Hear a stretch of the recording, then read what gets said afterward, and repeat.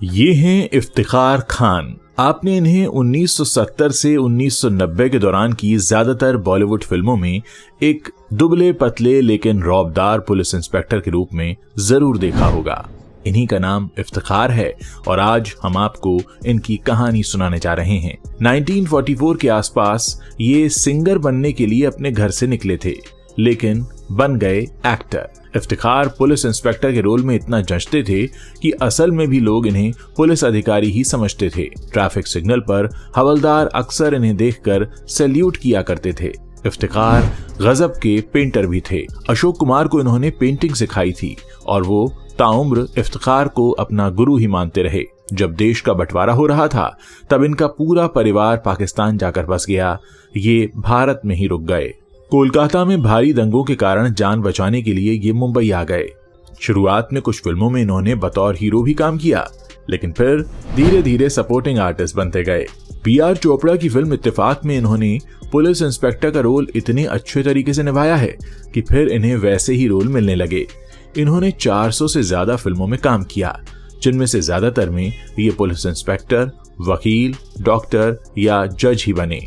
इफ्तिखार को अपनी बेटियों से बहुत प्यार था। इनकी बेटी सईदा को कैंसर हुआ तो वो ये सदमा सह नहीं पाए। बेटी की मौत हुई तो उसकी याद में ये खुद भी उसके करीब 21 दिनों बाद चल बसे। बॉलीवुड की फिल्मों पर इफ्तिखार का गहरा प्रभाव रहा।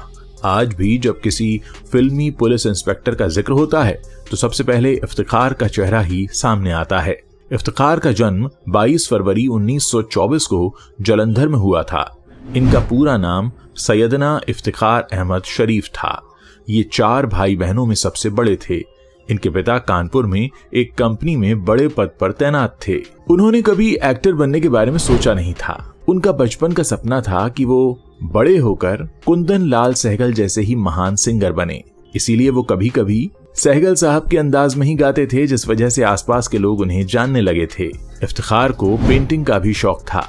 इस शौक को पूरा करने के लिए उन्होंने मैट्रिक की पढ़ाई पूरी करने के बाद लखनऊ कॉलेज ऑफ आर्ट से पेंटिंग में डिप्लोमा कोर्स कर लिया। इसके बाद उन्होंने अपना पूरा ध्यान संगीत पर लगा दिया।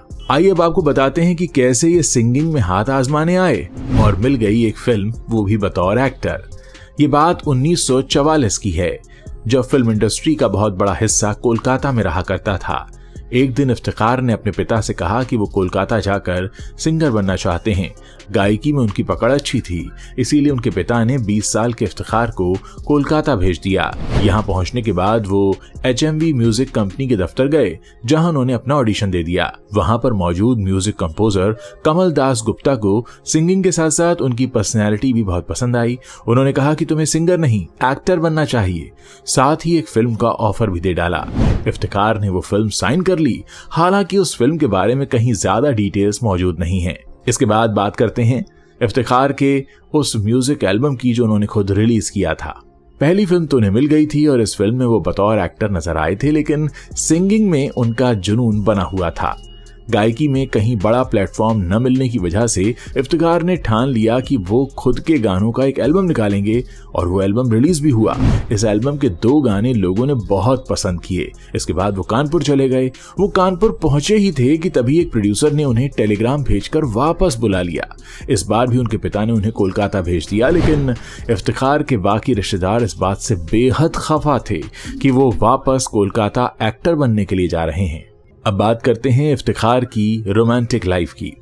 कोलकाता में इफ्तिखार की शादी सईदा नाम की लड़की से तय हुई थी। कुछ समय बाद कोलकाता में उनकी ही बिल्डिंग में रहने वाली एक यहूदी लड़की हना जोसेफ को इफ्तिखार पसंद करने लगे। कुछ समय बाद दोनों दोस्त बन गए। कुछ समय बाद हना भी उन्हें पसंद करने लगी और दोनों ने शादी करने का फैसला किया।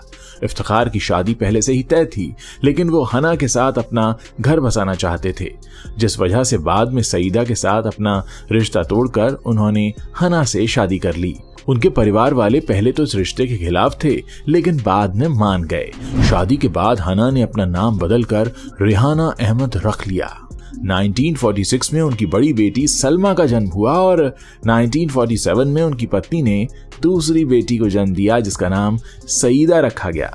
कोलकाता वापस आने के बाद इफ्तिखार की फिल्म तकरार रिलीज हुई, जिसमें वो जमाने की टॉप एक्ट्रेस जमुना के साथ नजर आए थे। इसके बाद 1945 में उनकी 2 और फिल्में रिलीज हुईं। इफ्तिखार के करियर में सब कुछ अच्छा चल रहा था कि तभी भारत पाकिस्तान का विभाजन हो गया। इस विभाजन का दंश उन्हें भी झेलना पड़ा। रिश्तेदार समेत उनके परिवार वाले भी भारत छोड़कर पाकिस्तान बसने चले गए, लेकिन इफ्तिखार ने भारत में ही रुकने का फैसला किया।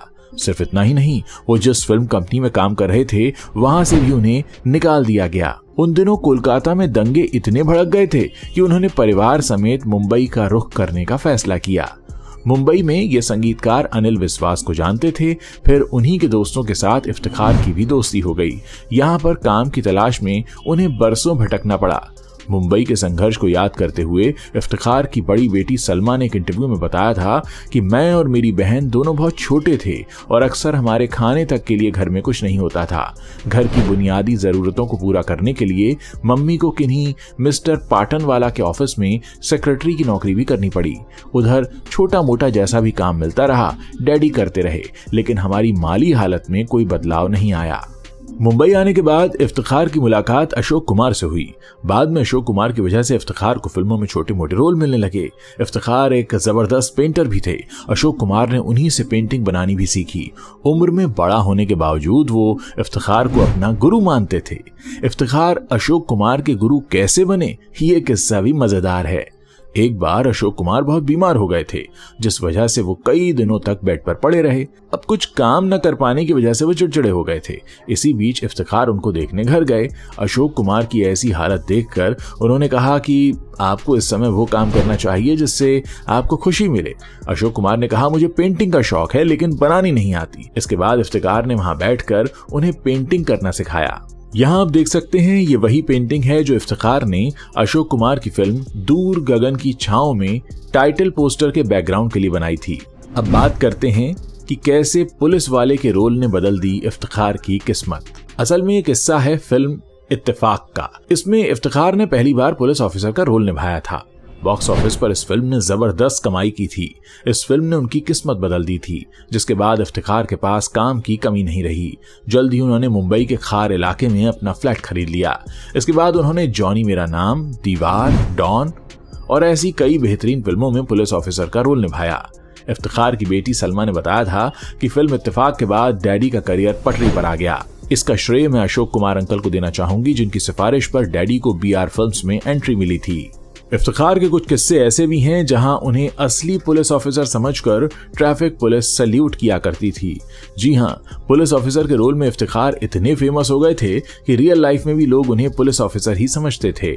एक बार का किस्सा ये है कि वो ट्रैफिक सिग्नल से गुजर रहे थे, तभी वहां मौजूद पुलिस वाले उन्हें सैल्यूट करने लगे। इस बात से पहले तो उन्हें हैरानी हुई, लेकिन बाद में वो चुपचाप वहां से गुजर गए। ऐसा वाकया उनके साथ कई बार हुआ। कई बार तो उन्होंने ट्रैफिक सिग्नल भी तोड़ दिया, लेकिन पुलिस वाला समझकर उन पर कोई कानूनी कार्रवाई नहीं हुई। एक बार इफ्तिखार अपनी पत्नी हना के साथ कहीं बाहर जा रहे थे और वो नो एंट्री लेन से गुजर रहे थे और तभी एक पुलिस वाले ने उन्हें रोक लिया। पुलिस वाले ने जैसे ही कार में इफ्तिखार को देखा, उन्हें सलाम किया और बिना जुर्माना लिए जाने दिया। अब बात करते हैं इफ्तिखार की बड़ी बेटी के बारे में। 1964 में इफ्तिखार की बड़ी बेटी सलमा की शादी देहरादून के एक रईस खानदान से ताल्लुक रखने वाले विपिन चंद्र जैन से हो गई थी। विपिन चंद्र मुंबई एक्टर बनने आए थे, जहां पर उनकी मुलाकात सलमा से हुई। पहले दोनों दोस्त बने, फिर प्यार हुआ और बाद में दोनों ने लव मैरिज कर ली। शादी के बाद सलमा पति के साथ देहरादून चली गईं, जहां वो एक कॉलेज में पढ़ाने लगीं। इसी दौरान उन्होंने एक बेटी और बेटे को जन्म दिया। शादी के 15 साल बाद उनका तलाक हो गया, जिसके बाद वो वापस मुंबई आ गईं। यहाँ पर उन्होंने 20 सालों तक सेक्रेटरी के तौर पर NC सिप्पी का ऑफिस संभाला। एक किस्सा है इफ्तिखार और वहीदा रहमान का। ये किस्सा है फिल्म तीसरी कसम का। इस फिल्म में पहले जमींदार के रोल में एक असली जमींदार ने काम किया था। डायरेक्टर का मानना था कि फिल्म में रियल टच अच्छा रहेगा, पर सवाल ये था कि उसे एक्टिंग नहीं आती थी, लेकिन सीन के हिसाब से उसे ट्रेनिंग दे दी गई थी। एक सीन था जिसमें जमींदार को हीराबाई के रोल में नजर आई वहीदा रहमान से कहना होता था कि आप अपने हाथ से पान खिला दीजिए। डायरेक्टर ने जैसे ही सीन खत्म होने के बाद कट बोला, वैसे ही जमींदार ने वहीदा की एक उंगली काट ली। उसे लगा कट इसीलिए बोला गया होगा कि अब उसे उंगली काटनी है। इसके बाद काफी हंगामा हुआ। इसके बाद उस जमींदार को फिल्म से निकालकर इफ्तिखार को जमींदार के रोल में कास्ट किया गया। हिंदी फिल्मों के अलावा इफ्तिकार 1967 में अमेरिकन टीवी सीरीज माया में भी नजर आए थे। इसके अलावा उन्होंने 1970 में हॉलीवुड फिल्मों में बॉम्बे टॉकीज और 1992 में सिटी ऑफ जॉय में भी काम किया। इफ्तिखार अपनी छोटी बेटी सईदा को सबसे ज्यादा चाहते थे। एक दिन सईदा बहुत बीमार पड़ गई, जिसके बाद जांच में पता चला कि उन्हें कैंसर है। इसके बाद इफ्तिखार ने 5 सालों तक उनकी देखभाल की। तनाव और डिप्रेशन ने उन्हें मार डाला था। बेटी की ऐसी खराब हालत देखकर वो रोज रात तकिए में मुंह छुपाकर रोया करते थे। इसके बाद 7 फरवरी 1995 के दिन सईदा की कैंसर से मौत हो गई। अपनी बेटी की मौत ने इफ्तिखार को झकझोर कर रख दिया और अपने सामने अपनी बच्ची को मरता देखना उनके लिए एक ऐसा दर्दनाक एहसास था कि वो ये सदमा बर्दाश्त नहीं कर पाए। अपनी बेटी के गुजरने के बाद वो बुरी तरह बीमार पड़ गए। लोगों से मिलना जुलना बंद कर दिया। खाने पीने का उन्हें कोई होश न था। दिन रात बस सईदा की याद में अंदर ही अंदर घुटते रहते। नतीजा ये हुआ कि अपनी बेटी की मौत के 1 महीने के अंदर ही 1 मार्च को इफ्तिकार का 71 साल की उम्र में निधन हो गया। कई रिपोर्ट्स में दावा किया गया था कि उनका निधन 1 मार्च को नहीं बल्कि 4 मार्च को हुआ था। इन दावों को इफ्तिकार के रिश्तेदारों ने खारिज कर दिया था। रिश्तेदारों ने बताया था कि उनका निधन 1 मार्च 1995 के दिन ही हो गया था। तो ऐसे थे इफ्तिखार। अगर आगे भी आप इस तरह की कहानियां सुनना चाहते हैं तो इस चैनल को सब्सक्राइब कर सकते हैं और अगर वीडियो पसंद आया हो तो इसे अपने दोस्तों के साथ शेयर करना मत भूलिएगा।